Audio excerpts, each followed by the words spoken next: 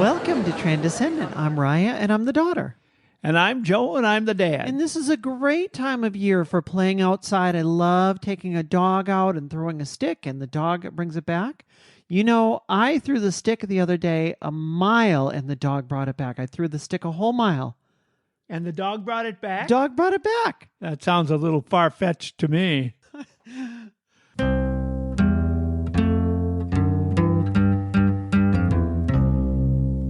Our guest today is Monica Skarban.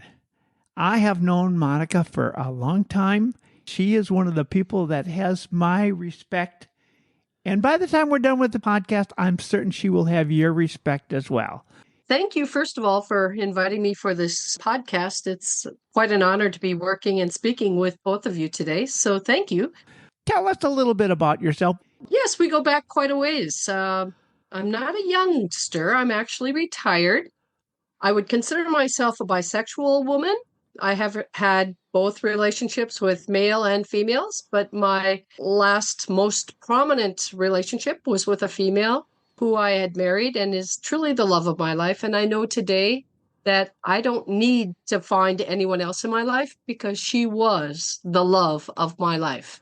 Unfortunately, I lost her to a motorcycle accident. How many years were you married? We got married in 2015. So our designated partnership was in 2011. 11/11/11 was our special day. And then we formally got married when it became legal in this state on April 12th, 2015. And that was an important day because I'm a fan of the Green Bay Packers, and all of the quarterbacks were in that year. So number 4, number 12, and number 15 were the quarterbacks that took us to the Super Bowl. So we never forgot the date that we got married. It was very important to us. So you actually got married earlier than the Supreme Court ruling then. I remember that because it's when I came out. It was my birthday, and when I came out and when the Supreme Court ruling came through, it was all in the same week. I recall that in the state, it was a year earlier, and we wanted to wait because it was very unstable. That in 2014, I think it did. So we wanted to wait one full year to make sure that things were pretty straightforward and acceptable and going to move forward, because there was a little bit of discussion in Congress or in the state Congress themselves. So yeah, we wanted to wait 1 year before we did it. Sure. You're a strong believer and you're Catholic. You were married to your partner, which is not something that the Catholic Church in general accepts. How do you feel about that? So I will be straightforward with you. For a while, I kind of fell to the side with my Catholic faith while I lived in California and some other states as I traveled. But when I got back to where I wanted to be closer to family, I wanted to find a base Catholic church. My faith in Catholicism has always been strong. Whether I'm gay or not, I wanted to ensure that I maintained my relationship with the Catholic Church because I feel strongly. I'm baptized, confirmed. So I have always felt close to the Catholic Church. I had been distanced because some of my previous partners were not so strong in the Catholic faith. So I fell away for a little bit, except for the Christmas, Easter thing when I would go to church, or when my family came, we would go to church. But when I came back to settle in this state, I found myself looking for a Catholic church that I would enjoy. And one of the things that I really searched for was a Catholic church that had music, because I enjoy music and I enjoy singing in the choir. So I found myself finding a wonderful, beautiful Catholic church that actually did plays and musicals in the evening. And it was the choir and actually the priest who was actively involved in doing all of this for the congregation. So they had like a dinner theater. When you were not going to church as much, did that, when you were out, like when you had moved away and you were not going to church, did that have more to do with the fact that your partners were not going? Or was it kind of, we hear that from a lot of people of, well, I went through a time in my life where church just was not that important to me. Was it related to your orientation, would you say? Or was it similar to most people that go through that at that time in their life? I think it was a multiple thing. I came out when I was 24 years old. I probably knew much earlier than that, but I didn't actually formally come out until I was probably 24 years old. And I struggled with being Catholic because there's such a strong negative appeal towards gay people with the Catholic Church. But I felt so strongly that that's where I needed to stay. I didn't need to go anywhere else. But I never came out and told anybody I was gay. I just continued, when I did go to church, I continued going to church. Now, that period of time, yes, my partners didn't go, so I didn't feel that pull into the church. I prayed myself and we did some other things, but I always seemed to do Christmas. I always did Easter. So I always went back to the Catholic Church. I didn't search for another church. And my feeling with God was he would accept me for who I am, because I can't believe that he would think any differently. I was one of his children. I was one of those people who I really believe Jesus and God would accept me for who I am. They would not push me away, because the true statement to love one another was always there. And I felt that he would have loved me no matter what. Mm-hmm. So when you came back, the movers and shakers in the church, were they aware that you had a partner? Interesting thing, when I did go back to church and I joined the choir, I did not have a partner. So for 3 years, I had gone back to the Catholic Church and really became more actively involved, and I was single at the time. So it was just me. They got to know who I was. I joined the choir. I joined their bells. I became an integral part of the choir, and I met people in the choir with the same lifestyle that I have, which made me feel comfortable. And they weren't picked on. People loved the group as a whole because of the talents they brought to church. So it actually was a really positive feeling, because I actually felt like I was accepted for who I was and I didn't have to tell anybody. So when I did meet Donna also had fallen away from the Catholic Church. Her parents are strict Catholic. Their whole family is very strict Catholic. And she basically had kind of fallen away except for family gatherings. When she joined me, she started going to church every week, which she had not done since she was a teenager with her family. So she began going to church every week. People got to know who she was. And it was before we became actually partners. We just were very good friends at that time. And the more we got to know each other, the more we fell in love. Interesting enough, it seemed like the parish and all of my friends in the choir and in the church fell in love with her as much as I did. So she became very active with helping with in the kitchen when we'd have big things going on at the church. We became part of the family, and it was okay. Now, after we became married and after our designation partnership came through, we had one of our Catholic portraits, where they put all your portraits inside the books so people can know who you are. Officially, Donna wasn't a true member of the church at that point because her membership was still to her parents' church. So I was the member. They do these church pictures, and we got our church picture together thinking, oh, that will be nice. We'll have a nice picture and a nice portrait. And when I opened up the book, it was Donna and I in our church directory. So I almost dropped my jaw when I saw that and thought, what are people going to think? But no one said a word. In fact, it actually became a positive thing, which threw me totally aside, I guess. We didn't talk formally about our relationship, but people always knew Donna and Monica were together. Did you feel then that you had total acceptance from the church? They were Yes. not only accepting but affirming? I always walked on eggshells because who knows? But if it wasn't a negative response, it was okay. And there were so many people in our choir that were of the LGBTQ orientation that it almost became comfortable, but nobody ever said anything. Now, here's the key, though. I truly didn't know how they really felt until the day came when Donna died. I am Mark Ziemer, a listener and supporter of Transcendent. I've been a Lutheran pastor for 45 years, and oh, what a journey that was for me to understand the LGBTQIA community and what that meant. I was so not understanding and hurtful. So, this podcast is incredibly important to really educate and understand and to hold relationships together.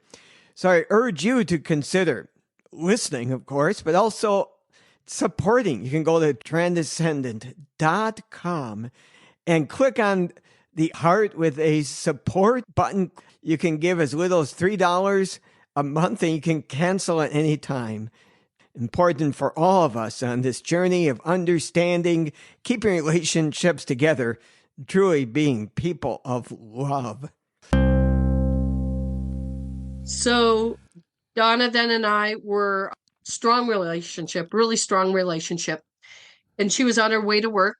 We both ride motorcycles, and she rode her motorcycle to work. It was 8 o'clock in the morning, and she was struck by a car that turned into her, and she was going fast. And she unfortunately was taken to one of our trauma facilities. She was alive, and I went to follow her tracing to go to work and found a police officer who escorted me to the hospital to find her there. She was unresponsive. There were no brain waves at the time, but they could not commit her to having died until her body was warm enough to claim it as died. So it took from 8 o'clock in the morning until 9:30 at night until they were actually able to claim that she was no longer with us. So during that time, they had to warm her body up so it was warm enough. So I stayed by her side. I called her family, brought them to the hospital. They were all there with me. And it wasn't until 9:30 at night that they actually had declared her brain dead. And at which time the decision had to be made whether or not we would have her body be able to donate for other people to live. She was a healthy, healthy person. So I made that decision pretty quickly because I know that she would want to keep and donate all of her parts as well to anyone. The other pieces, both of us had already designated donorship through the state and signed documents to the state to recommend and to recognize the fact that we wanted to donate our bodies if anything would happen to either of us. So it was easy in that regard. Her parents, not so easy with that, but it was a good decision and it was an easy decision for me. So that took 48 hours. So while I was at the bedside with her in the ICU, while they prepared her body for that, her brother actually went to her home church and talked about the fact of us being gay, and their home Catholic church. Talked about the fact that we were married and gay. The response back from him was that they couldn't do the funeral. They could only do it at the funeral home. So, unbeknownst to me, her father came and her father was at the bedside with me while I was there with Donna. And he reached over to me and he said, Monty, we can't do the funeral at our church. They won't do the funeral at the church. I can't have a funeral at our church. And I said, why not? Well, because you guys are, you know, and my heart sunk. It just sunk. So I grabbed my phone and I called my parish director. And as I called my parish director and was crying to him to say, is it true we can't have a mass for Donna? And he said, who told you that? And I said, her father just came in and told me we can't do a mass for Donna. Is that true? And he said, where did he, what? No, he said, let me call both of our priests because we have two priests. He called both of his priests and he called me back and said, both of our priests will do Donna's funeral mass at our church. And I said, oh my God, thank you. I don't have to worry about that. So I turned to her father and said, Dad, they're going to do the mass at my church. And he said, what? And I said, they're going to do it at my church. And he said, really? And I said, yes. So then we made plans all around the fact that her family lived about 50 minutes away. So we did do a service at the funeral home there. And then we did the mass service at my church where the bells, the choir, not only did I have my two priests show up, but a friend of the family who was a priest who knew our family and knew Donna as well came and also was part of the mass part. So I felt strongly committed not only to our church, but to believe that it's about people. It's not truly all about what's written in our Catholic diocese information. It actually is about the people that are leading the group, because I was supported 100% with everyone from my church, and everyone loved Donna. There was no denying the fact that we were together. Everyone knew that. And the mass was filled. The church was filled. So to say that people would stay away and say it's a bad thing, I've got to tell you, my parish, my Catholic Church parish, was very, very forgiving, very open with us, with me, and supportive. I can't tell you how supportive they were. The people cared about me and how I felt and how that would translate to the rest of the parish. Now, did anybody leave the parish because of that? I don't believe so. If anything, it seems like our parish is growing because of the fact that our parish is actually welcoming people to join us. We're not looking to push people away. We want people to be there because they believe in Jesus Christ. They believe in the sacraments. They believe in what we have in our faith. So I know there are some Catholic churches out there that would not accept me in their church. In fact, they would not accept some of our choir members, our choir director, and maybe even some of our pastors. I don't know. But I don't know their lifestyle. I know there are priests and I trust them and I believe in them. So I've got to tell you, it's a strong parish, it's a strong faith, and I believe in God, and I believe He's there to support us. Knowing that there are parishes out there that will accept you, they're there. And I can tell you that mine is very accepting. I was very surprised. I have a close Catholic friend that told me that if you've been baptized in the Catholic Church, then you are welcome until they tell you otherwise. Do you have any recommendations for somebody that has a Catholic background on finding an affirming congregation? Did you just luck out, or did you kind of search out?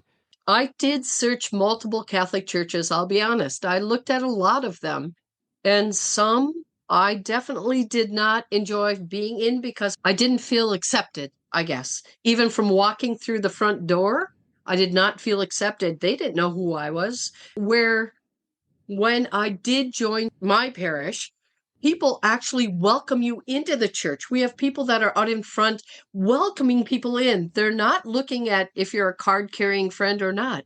They're welcoming you in no matter who you are, because we want to work together as a faith built parish and for reasons to keep people together for a positive outlook, not looking at the negatives.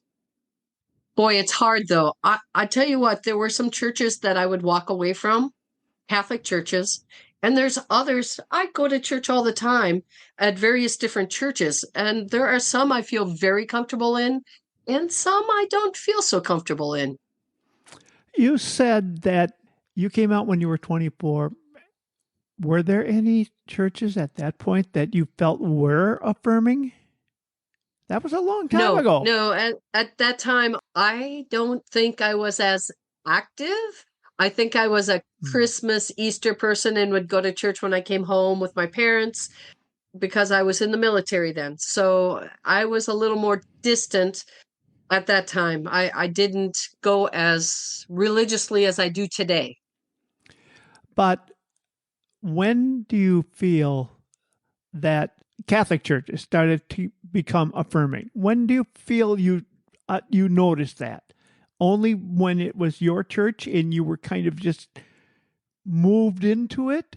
or did you notice that before that time in other churches?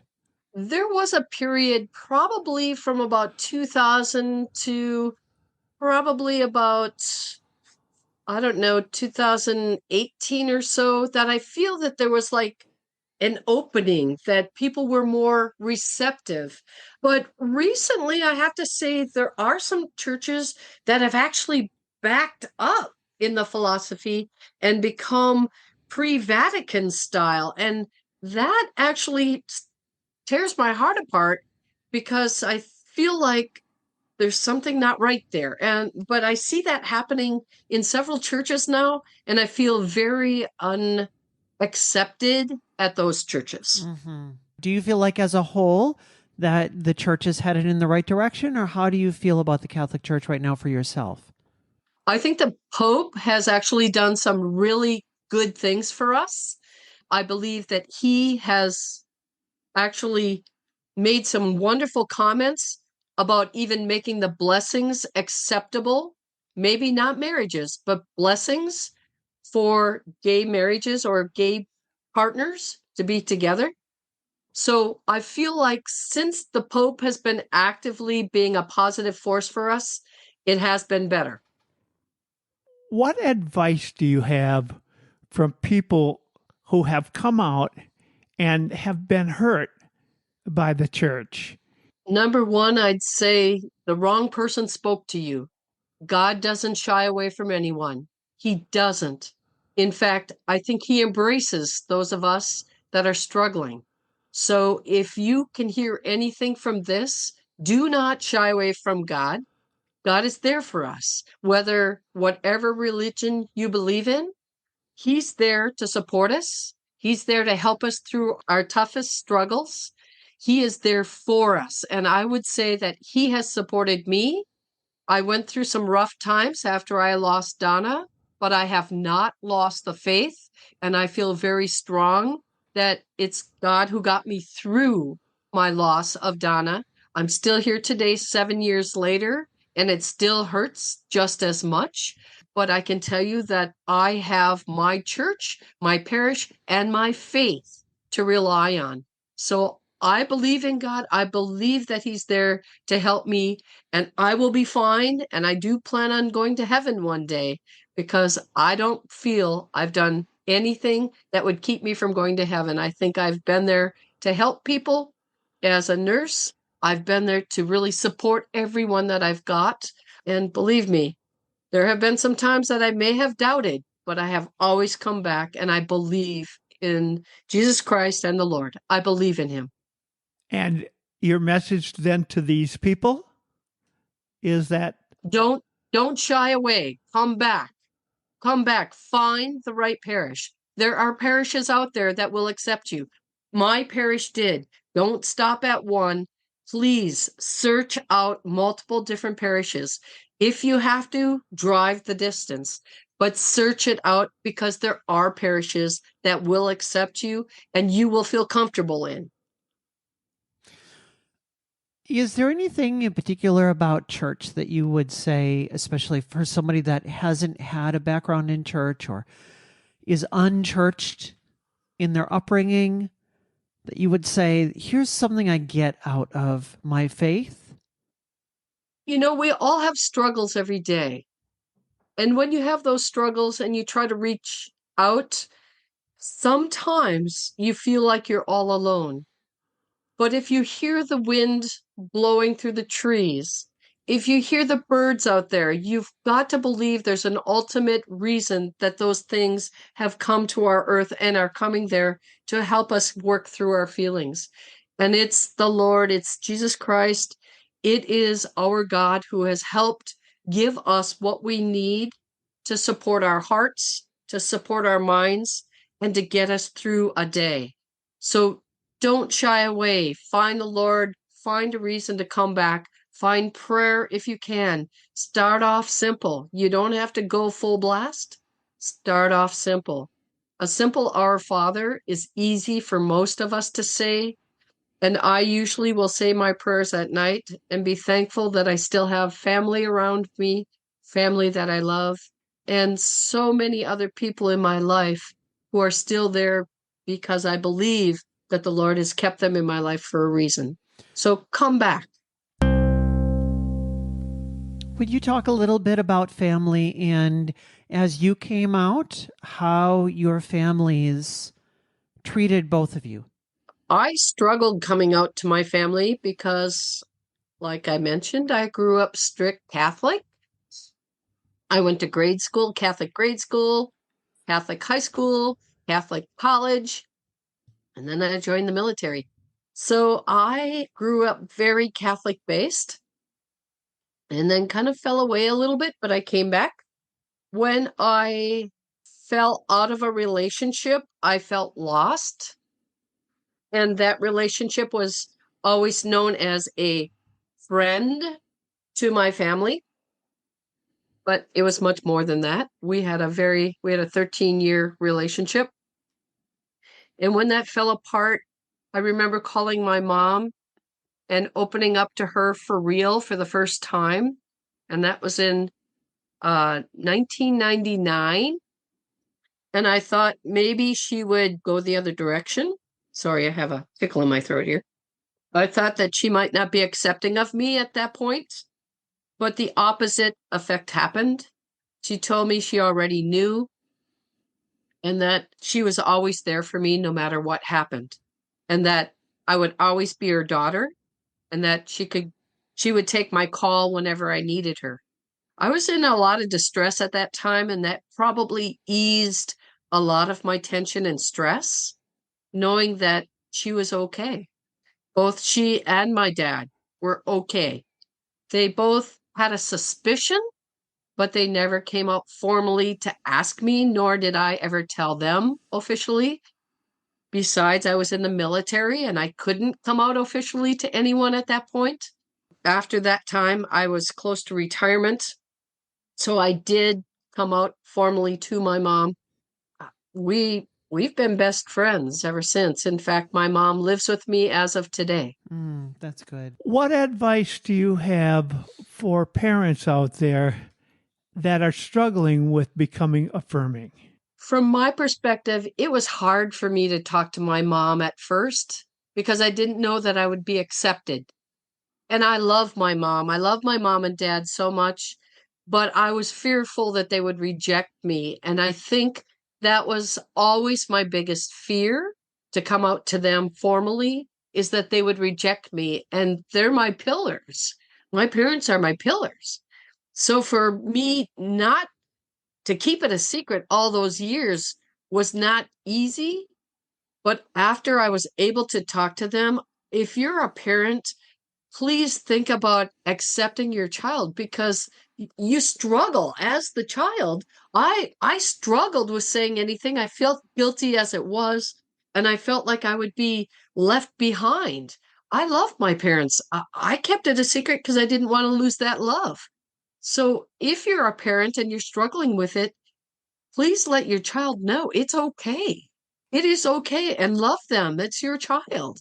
They haven't changed. We haven't changed. It's who we are. It's how we live. I mean, I've been this way my whole life. Now, when I think back, even when I was younger, I believe I had tendencies, but I'd always hide it, because it was always such a wrong thing. But today I'd say, be affirming to your children. Be there for your family. Let them know it's okay. Hug them. Tell them you love them. That's the biggest thing. Don't shun them away. Don't shun them away. They love you. They love you. One thing that I discovered when I became first accepting and then affirming with Rya, I discovered that our relationship was actually stronger than it had ever been. I think that's really powerful.